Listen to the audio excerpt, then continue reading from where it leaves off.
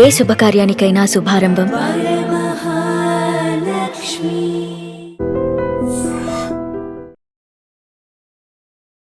Welcome to iDream media. So జనరల్గా walking అనేది మనం ఎంత సేపు చేస్తే కనుక అది కరెక్ట్ వాకింగ్, హెల్తీ వాకింగ్ అంటాము. హెల్త్ బెనిఫిట్స్ కలగాలంటే వాకింగ్ అనేది ఎలా చేయాలి, ప్లేస్ ఎలా ఎంచుకోవాలి. సో అందరూ షూ వాడుతూ ఉంటారు వాకింగ్ కోసం, మంచిదేనా, మామూలు కాళ్ళతోనే నడవచ్చా? సో పూర్తి వివరాలు తెలుసుకుందాం. మనతో పాటు ప్రముఖ ఫిజియోథెరపిస్ట్ భాను పూర్ణిమ గారు ఉన్నారు. మేడం నమస్తే అండి. నమస్తే అండి. అంటే బేర్ ఫుట్, చెప్పులు లేకుండా నడవాలి ఇలా చెప్తూ ఉంటారు కదా, నిజంగా మంచిదేనా అది? మంచిదేనండి, ఎందుకంటే సెన్సరీ సిస్టమ్ అనేది యాక్టివేట్ అవుతుంది బేర్ ఫుట్తో నడవడం వల్ల. కాకపోతే బేర్ ఫుట్ మనం నడవాలి అంటే అక్కడ న్యాచురల్ సర్ఫేస్ అనేది ఉండాలి. సే ఫర్ ఎగ్జాంపుల్ మట్టి కానీ, గడ్డి కానీ, ఇసుక కానీ, ఇలాంటి న్యాచురల్ సర్ఫేసెస్ ఉంటే బేర్ ఫుట్ మీద అనేది నడవచ్చు. కాకపోతే బేర్ ఫుట్ మీద నడిచేటప్పుడు తీసుకోవాల్సిన జాగ్రత్త, ముళ్ళు, చిన్న చిన్న రాళ్ళు ఇలాంటివి గుచ్చుకోకుండా జాగ్రత్త తీసుకోవాలి. కానీ సింథటిక్ రోడ్స్, తార్ రోడ్లు, మన సిమెంట్ రోడ్లు, ఇలాంటి ఆర్టిఫిషియల్ సర్ఫేసెస్ మీద నడిచేటప్పుడు మాత్రం షూ వేసుకుని నడవమని సలహా ఇస్తాను. ఎస్, చక్కగా చెప్పారు. వాకింగ్ అనేది జనరల్గా ఎవరు చేయాలి? వాకింగ్ అనేది ప్రతి ఒక్కళ్ళకి అవసరమేనండి. సో చాలామంది అంటే మనము మా దగ్గరకు వచ్చే క్లయింట్స్కి కూడా మేము చెప్తుంటాం వాకింగ్ చేయండి అంటే, మేము ఆఫీసులకి ఇంత దూరం నడిచి వెళ్తామండి, బస్ స్టాప్కి ఇంత దూరం నడిచి వెళ్తాము, లేకపోతే ఇంట్లో మేము ఇంత పని చేసుకుంటాము, మళ్ళీ మాకు ప్రత్యేకంగా వాకింగ్ ఎందుకు అంటారు. సో అది కరెక్ట్ కాదండి. సో వాకింగ్ అనేది అంటే మన బాడీలో మన ఫోకస్ మొత్తం మనం చేసే పని మీద పెట్టి వాకింగ్ చేయాలి. అంటే వేరే ఏదో పర్పస్ కోసం వెళ్ళే వాకింగ్, ఎక్సర్సైజ్గా చేసే వాకింగ్ రెండింటిని కలపకండి.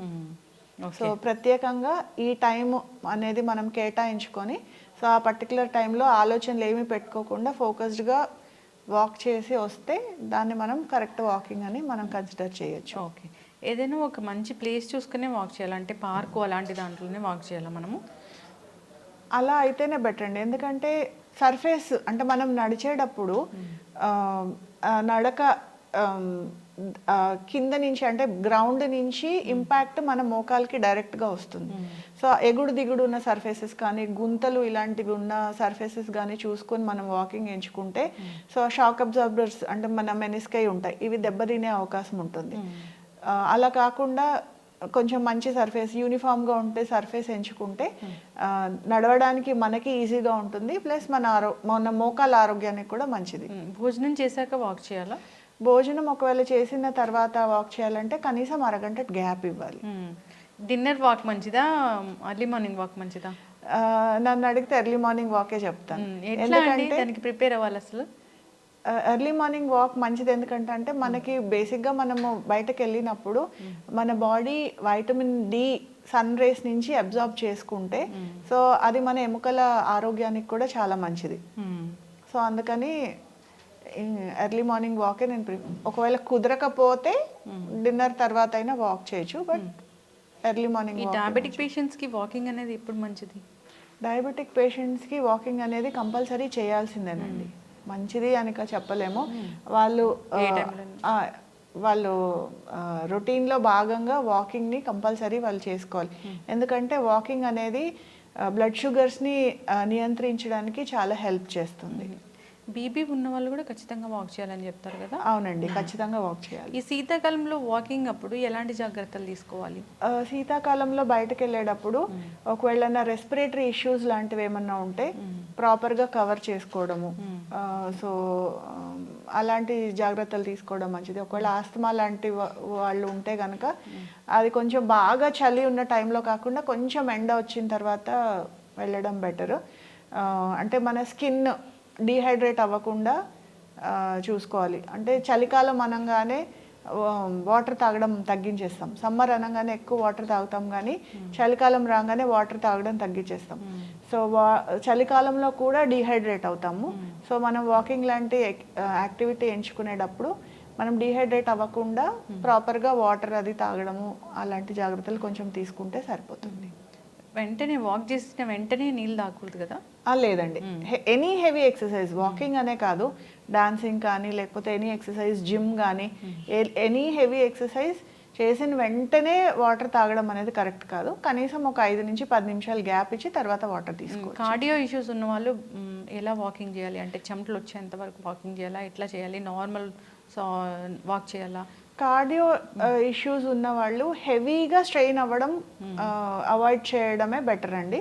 సో నార్మల్ పేస్లో అంటే నార్మల్ యాక్టివిటీలో మనం ఎలా అయితే నడుస్తామో సో అంతవరకు అంటే చెమటలు రాకుండా చూసుకొని, అంటే షార్ట్నెస్ ఆఫ్ బ్రెత్ అంటాం, అంటే ఊపిరి అందకుండా చూసుకొని ఊపిరి అందకపోవడం లాంటి పరిస్థితి రాకుండా చూసుకొని నార్మల్గా వాక్ చేస్తే సరిపోతుంది. ఎస్, చాలా చక్కగా చెప్పారు మ్యామ్. వాకింగ్ అనేది అందరికీ అవసరం. చాలామంది మోకాలు నొప్పులు ఉన్నాయని వాకింగ్ చేయకుండా ఉంటారు, వాళ్ళకి ఖచ్చితంగా వాకింగ్ అనేది అవసరమే. సో ఇంకా చెప్పారు ఏంటంటే బ్లడ్ ప్రెషర్ కానీ డయాబెటీస్ కానీ ఇలాంటివి ఉన్న వాళ్ళు కూడా ఖచ్చితంగా వాకింగ్ చేయాలని, అందరూ ఫాలో అవ్వాలని కోరుకుందాం. సో చెప్పులు లేకుండా నడవడమే ప్రిఫర్ చేయాలి, కానీ సర్ఫేస్ ఏముందనేది కూడా మ్యాటర్ అవుతుంది అక్కడ. అవునండి. సో వాకింగ్ కోసం సపరేట్ షూనే వాడాల్సి ఉంటుంది కదా? ఖచ్చితంగా షూవే వాడాలండి.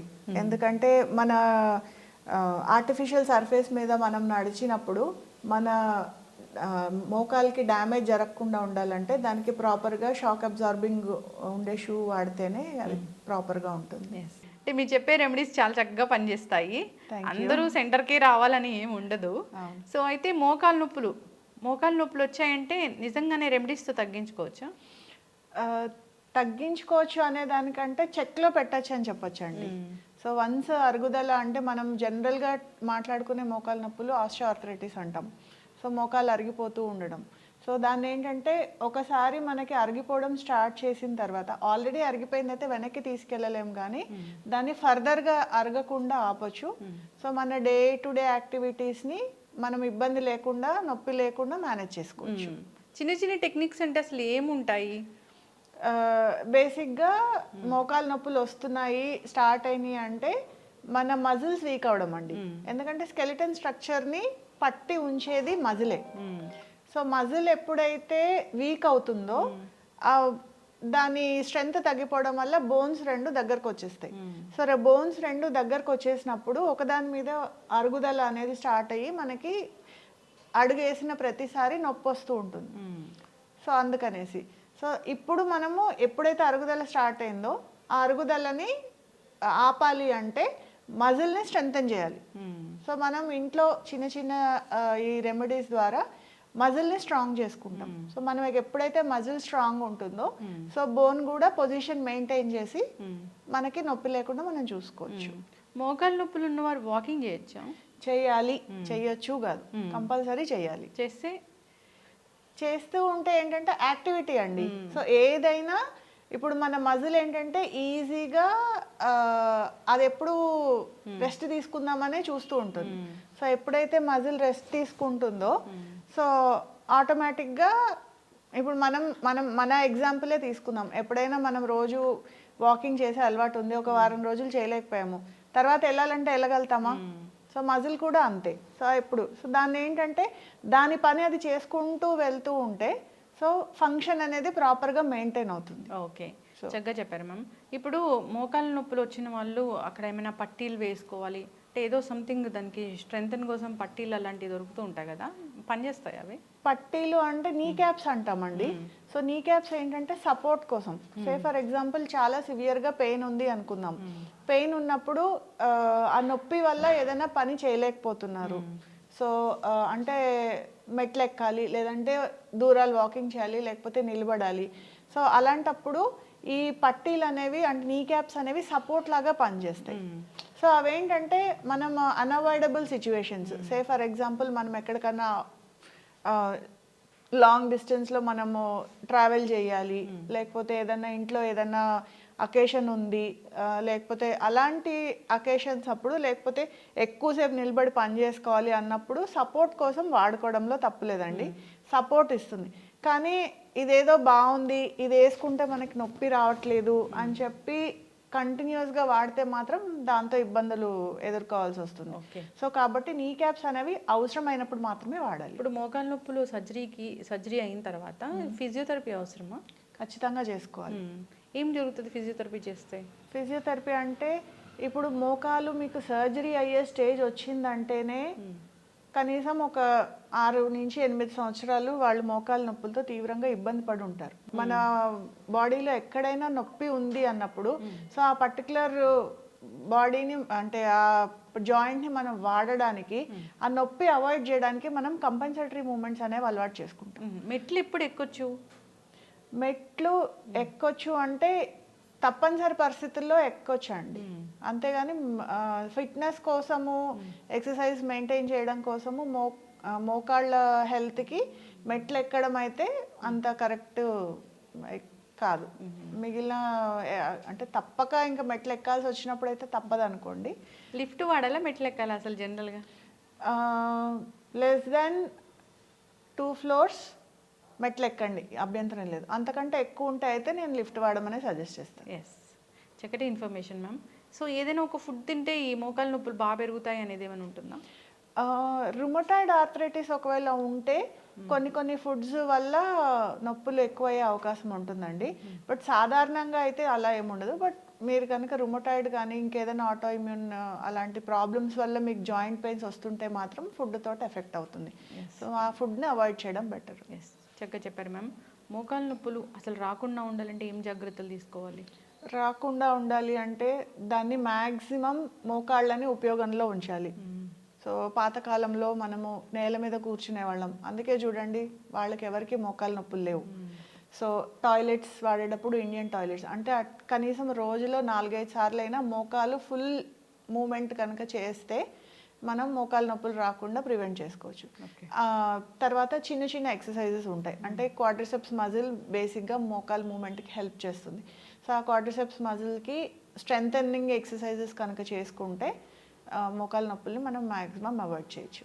చక్కటి ఇన్ఫర్మేషన్ మ్యామ్. ఇబ్బంది పడుతున్న వాళ్ళు కాంటాక్ట్ చేయాలని కోరుకుందాం, ఫాలో అవ్వాలని కోరుకుందాం. ధన్యవాదాలు. నమస్తే.